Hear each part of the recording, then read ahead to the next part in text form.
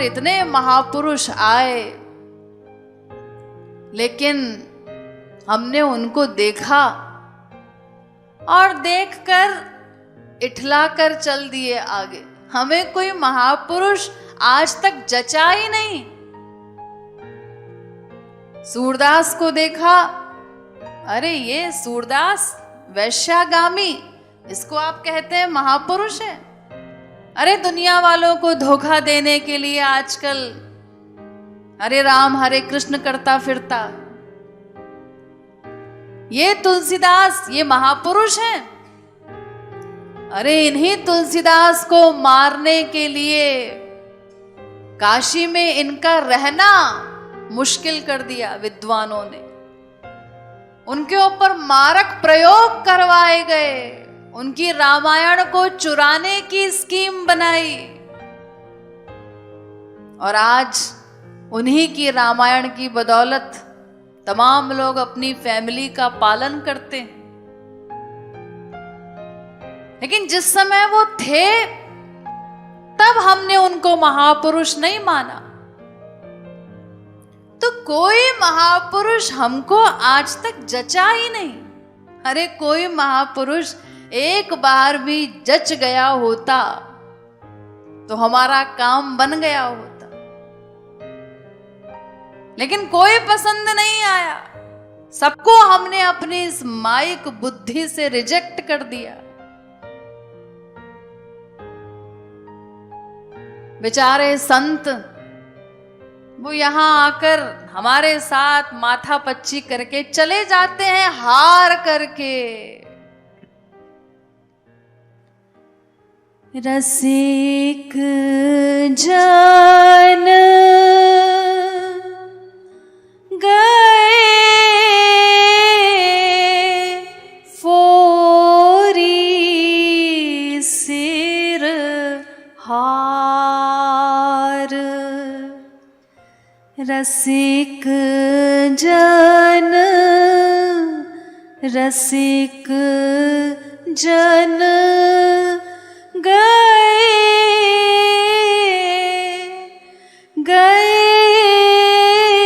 फोरी सिर हार। यह जड़ जीव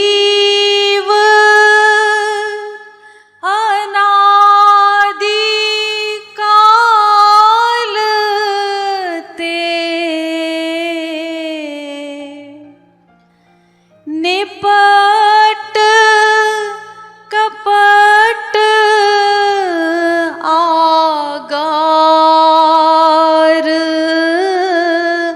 रसिक जन। श्री महाराज जी कहते हैं कि इस संसार में आकर रसिक जन, संत जन अपना सिर फोड़कर चले जाते हैं हमारे साथ हार करके। ये जीव अनादिकाल से हठी है, जड़मती है, वो उन पर विश्वास नहीं कर पाता, उन संतों का लाभ नहीं ले पाता। जिन विषयन अनुभवत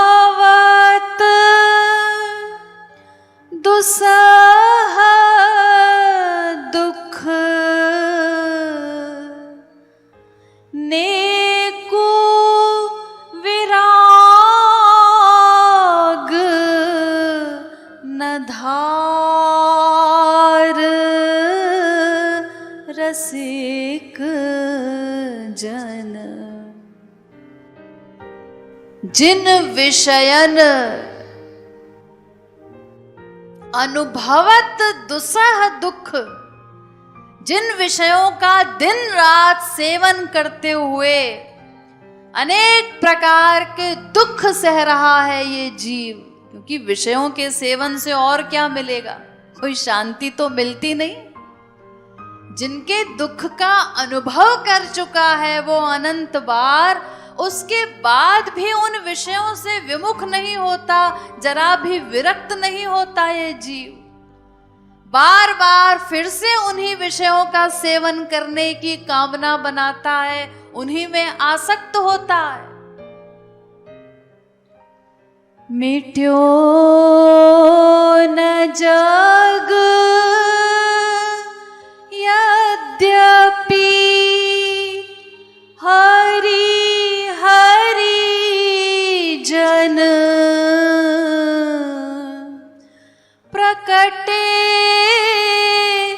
अगणित बार रसिक जन।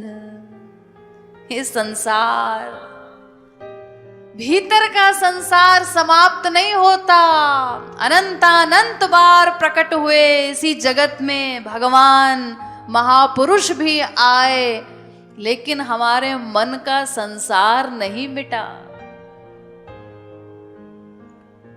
लेकिन फिर भी वो आना छोड़ते नहीं, अनंतानंत बार हमारे साथ सिर फोड़ी करके चले जाते हैं, लेकिन फिर आते हैं इस संसार में। तो श्री महाराज जी उसका कारण बताते हैं। दोष कृपालु सुभायन को जो कर नित पर उपकार रसिक जन। श्री महाराज जी कहते हैं इसमें ये जो यहाँ आके वो सिर फोड़कर हार कर चले जाते हैं और फिर आते हैं, तो इसमें दोष तो उनके स्वभाव का ही है। वो अकारण करुण है भगवान और संत, उनसे कृपा किए बिना रहा नहीं जाता। ऐसा नहीं है कि वो जानते नहीं कि ये संसार वाले हमारी क्या दुर्दशा करेंगे, हमारा अपमान करेंगे, हम पर विश्वास नहीं करेंगे, हमारे प्रति दुर्भावना करेंगे, गाली देंगे, ये सब वो जानते हैं। अरे भगवान सर्वांतर्यामी, महापुरुष भी अंतर्यामी, वो क्या नहीं जानते। लेकिन फिर वो आते हैं, बार बार हमारे साथ प्रयास करते हैं। इसका एकमात्र कारण बस उनका अकारण करुणा का स्वभाव है, जिसे वो छोड़ नहीं सकते। हम माने न माने, हजार गाली दें, लेकिन वो हमारे कल्याण के लिए हमारे पीछे लगे रहते हैं, डटे रहते हैं, आशा नहीं छोड़ते। अरे कभी तो बात समझ में आएगी, कभी तो ये माया के जूते चप्पल खा के थकेगा, कभी तो वैराग्य उत्पन्न होगा, तब हम पर विश्वास भी करेगा, तो आनंद पा लेगा।